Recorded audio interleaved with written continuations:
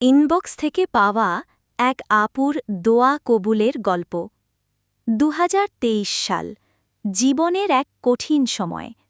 সেদিন আমি এইচএসসি পরীক্ষা দিয়েছিলাম, কিন্তু পরীক্ষা দিতে গিয়ে মনে হচ্ছিল যেন প্রতিটি বিষয়েই ভুলের পর ভুল করে ফেলছি।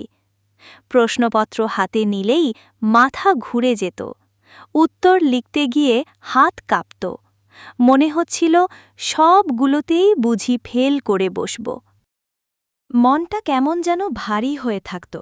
প্রত্যেকটা পরীক্ষা শেষে মনে হতো আমার জীবনের সব দরজা আজ বুঝি বন্ধ হয়ে গেল। পাশ করব কিনা এতটুকু নিশ্চয়তাও ছিল না। ঠিক সেই সময়েই পরীক্ষার পর আমি তাহাজ্জুদ সম্পর্কে জানতে পারি। মাঝে মাঝে গভীর রাতের নির্জনতায় দাঁড়াতাম আল্লাহর সামনে। চোখ ভিজে আসত, হৃদয় নরম হয়ে যেত। দোয়া করতাম, হে আল্লাহ, তুমি আমাকে ব্যর্থতার অপমান থেকে রক্ষা করো, আমাকে সম্মানের সাথে পাশ করাও। ফরজ নামাজের পর প্রতিদিন বলতাম, আস্তাগফিরুল্লাহ, আস্তাগফিরুল্লাহ, আস্তাগফিরুল্লাহ। একবার মনে হতো এই শব্দগুলোর মধ্যেই যেন প্রশান্তি লুকানো আছে। তারপর এলো রেজাল্ট প্রকাশের দিন।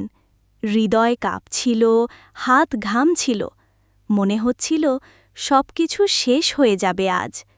আল্লাহর কাছে শুধু একটাই মিনতি ছিল, হে আল্লাহ, আমাকে সম্মান দাও, মানুষে যেন হাসাহাসি না করে।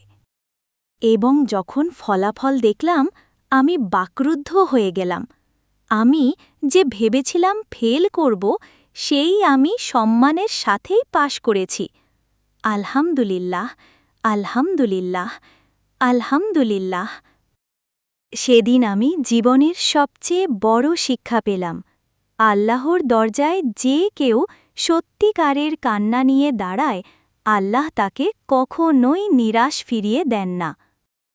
আপনাদের দোয়া কবুলের গল্পগুলো চাইলে ইনবক্সে শেয়ার করতে পারেন এবং ভিডিওটি কেমন লেগেছে সবাই কমেন্ট করে জানাবেন। আল্লাহ হাফেজ।